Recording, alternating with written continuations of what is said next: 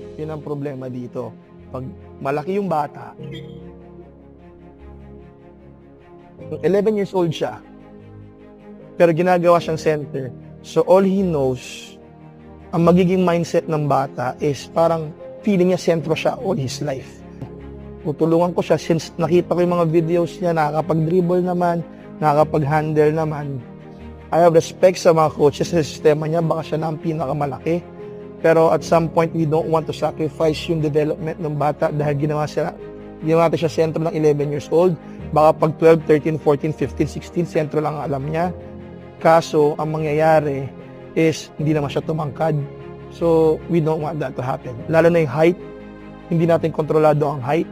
Kaya, as much as possible, lahat ng mga players na nagtitrain sa amin, gusto namin nakakapagdala ng bola. Technically, parang guardia. At least, hindi man sila tumangkad, they have a skill set of a point guard.